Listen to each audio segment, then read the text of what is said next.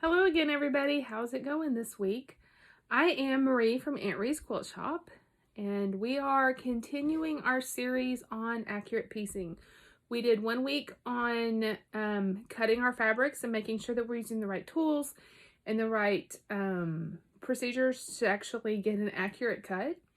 Last week we talked about our seam allowance, how to check it to make sure that it's correct, how to adjust it if it needs to be adjusted a little bit. And this week we're going to talk about pressing and pressing our pieces and pressing our blocks.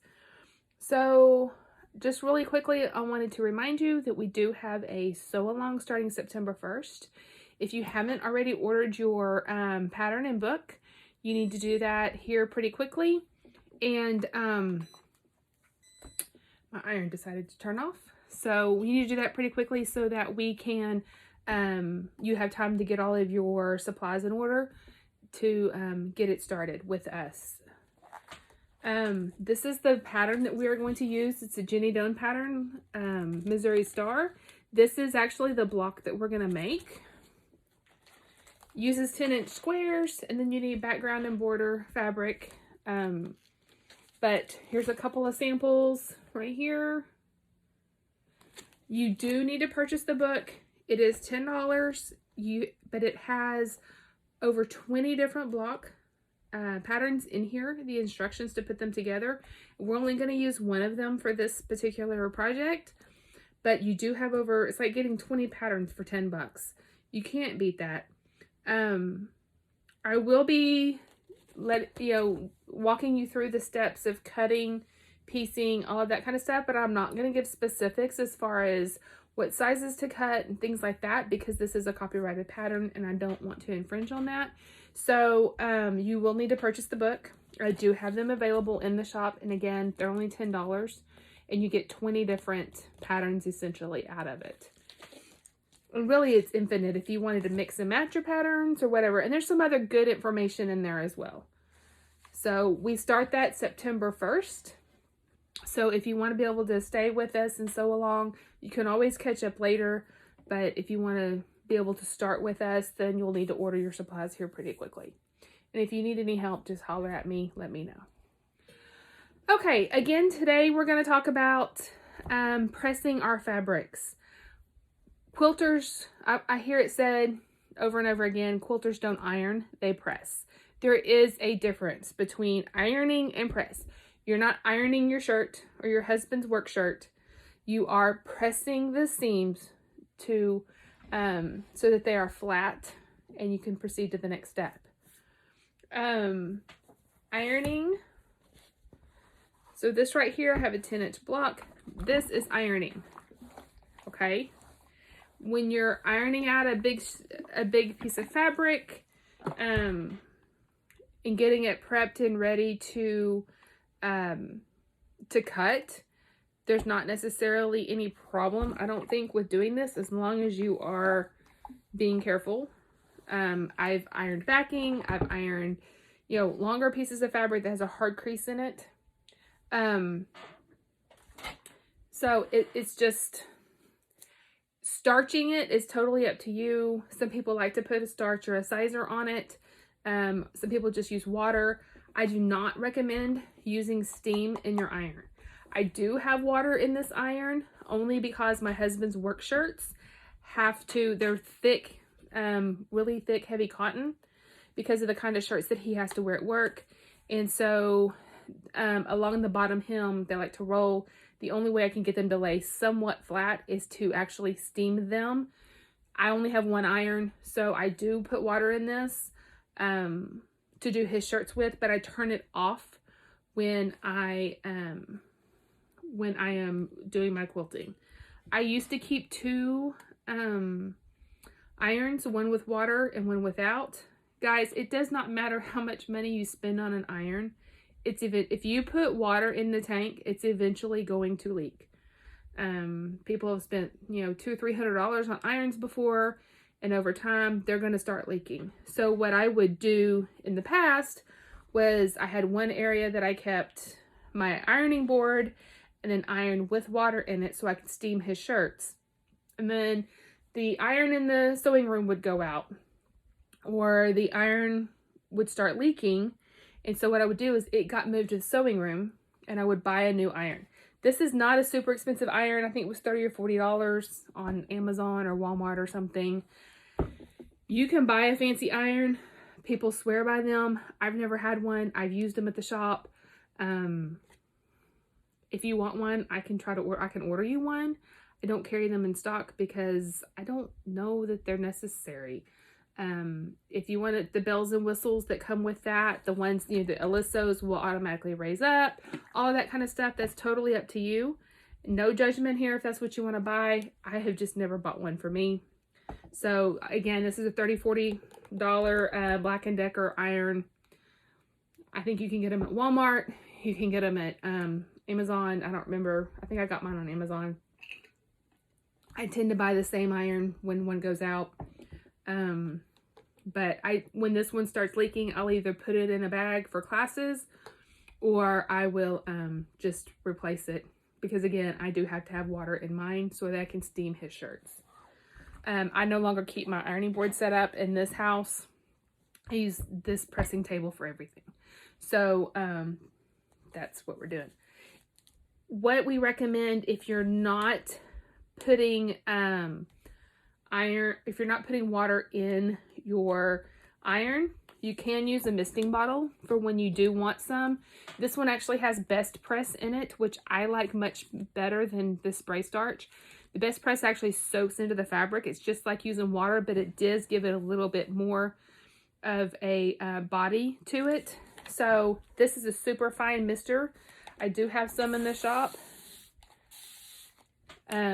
They actually started being used by hairdressers and barbers and things. And then you're just going to, this doesn't leave a residue.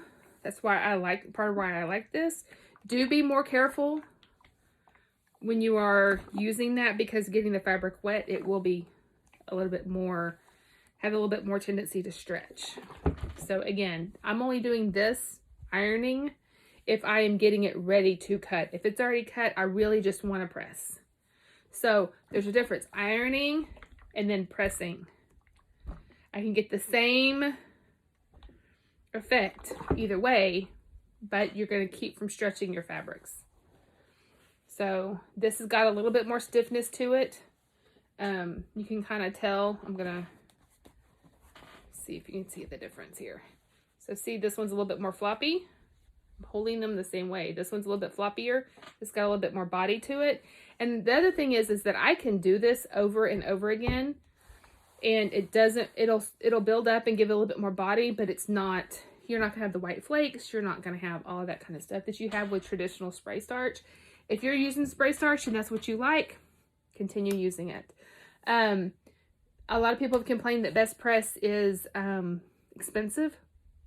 If you put it in one of these bottles, it lasts so much longer and it sprays so much more evenly. You don't get all the little spritz, the little droplets and things like that on it.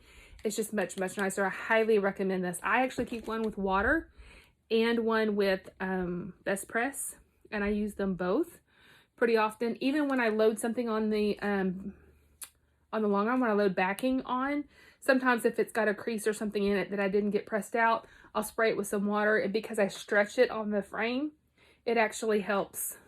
When it dries, it's actually, most of that crease is gone, and I don't have any issues with it that way.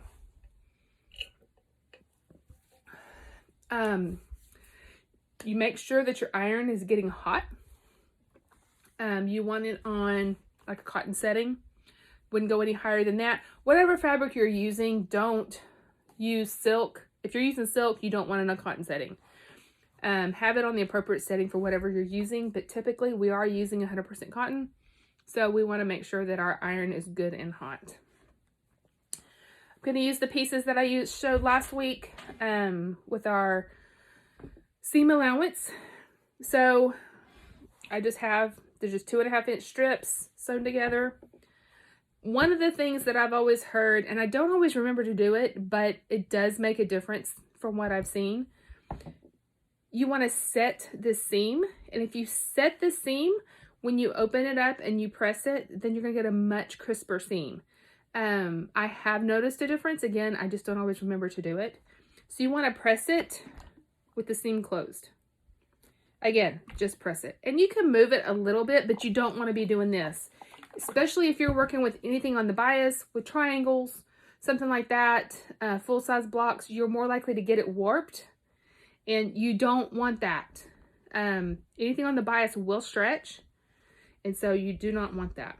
So I've set that seam. Basically, I just pressed it. Pressed everything flat. It's closed. Now, typically you want to press to the dark side so that you do not see so you don't see those fabrics as much. It kind of hides, especially if you're using a white fabric. You don't want to see all of the seams pressed onto the white. You may need to adjust that depending on what your pattern is and that kind of thing. And there's different ways for getting your seams to lock and stuff like that. That you go one direction and go the opposite direction so that they lock. There's different theories and things like that. But typically you want to press to the dark side if you have the option. So I'm just going to open this up. This is my lighter. This is my darker. So I'm going to lift the dark side up. I'm going to press. I'm going to move it, press it. Now, I'm going to press this over, okay? Again, I'm pressing. If you have, you can use any surface that you have that's heat safe. You can use, this is just my pressing table here.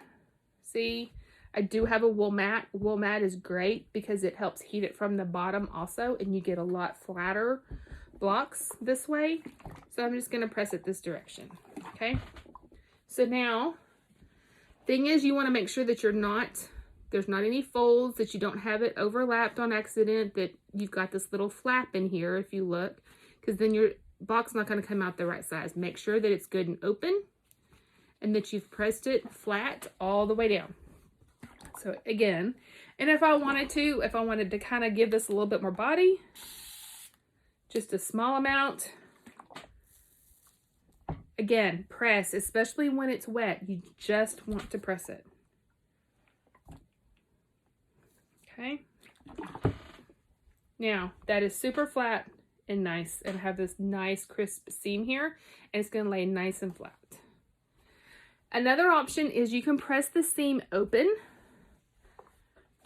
If you're going to press your seams open, I don't do this, very, very rarely do I do this. If it's an intersection where you're going to have a lot of pieces, you may want to do this open. Some people press all of their seams open. It just kind of depends on preference and what pattern you're using. If you've got, like, you're doing like stars or something and a whole bunch of seams are going to intersect, a lot of times people will press these open so that there's not as much bulk right there in the middle, because that can be hard to match up the points. It can be harder to get it to quilt and lay flat and pretty and all of that kind of stuff. So this time we're going to open it up because we're going to press this open. I'm going to lay it down. Okay. I'm going to take my finger, and there are some little heat tips that you can put on here that are going to keep it. I like to, again, I don't do this super often, kind of finger press this as best I can. Make sure, again, you want to make sure that seam is good and open. Again, if you are going to press your seams open, then you want to use a coordinating fabric. Thread. If you're using black, you want to use a black thread, something that's not going to show as much, because if you're pressing those seams open, they're more likely to show some of the piecing thread. So you also want to shorten your stitch length. In the same way that we adjusted the width and moved our needle, you want to do it for the stitch length. Usually that button's right next to the other adjustment button. And so you want it to be a tighter, because pressing the seam to one side or the other actually helps strengthen that seam. But if you're pressing it open, you may lose some of that strengthness. So you want it to be super strong. You want it stitches closer together, more stitches per inch. And then you want to use a coordinating thread so that it's less likely to be seen. So after I have pressed this kind of with my fingers, you can see it's kind of staying open on its own. So now I'm just going to, making sure that it stays open all the way. And I know it doesn't, y'all may not be able to tell, but I am lifting it. Again, we're pressing, we're not ironing. Okay, then you flip it over, make sure that it's good and flat and it's good and open. And if you want to,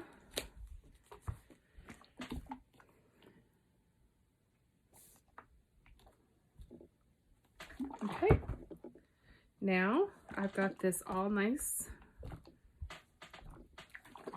and my seam is pressed open and it's nice and flat. Some people like it because you do have a little bit less bulk on one side or the other when you're finished pressing. Some people just prefer this way. Again, I do it super rarely, but I know people that press open all of their seams every single time. So it's just totally up to you and the situation that you are working with. If you are working with triangles or anything on the bias, in addition to not ironing and stretching that fabric, you really want to handle it as little as possible. This is where I have a project that I'm working on. It's a big star that it's all diamonds. And so you've got a lot of bias. This is where this is going to be super, super helpful, where it kind of helps lock it a little bit, give it a little bit more body, and it's less likely to stretch just from normal handling. You want to handle it as little as possible. Because it doesn't take much for it to stretch, but that is where your best press is going to be your best friend. And that was one of the first projects when I started that. I still need to finish it, but when I started it, that was one of the first things I ever used best press on. And I can spray it and press it, and then when I add a section, I can spray it, press it again, and don't have any issues with it. So it's been great. It's not super stiff. It just helps keep things nice and pretty and flat and keep things from stretching. If y'all have any questions or suggestions, you can always put them in the comments. I'm always happy to learn things new. I've been doing this for close to 23 years, and I learn new stuff all the time. And so my way of doing things doesn't necessarily work for everybody. So ask your friends, ask around, see how people do things. There are some things that are best practice, but not everything is cut and dry. So I just want to thank everybody for being here once again. And you can, as always, you can follow me on Facebook, Instagram. I am on TikTok. Make sure that you like and subscribe here. Aunt Ree's Quilt Shop, that way that you know you will be notified when new videos post. I try to post one every Thursday morning, but that way you know as soon as it goes live, and you don't miss out on anything. Again, grab your pattern books so that we can get started on our sew along. I'm really looking forward to this one. I think it's going to be really, really pretty. And so y'all have a great week. Have a great weekend. I will see you next time. Bye.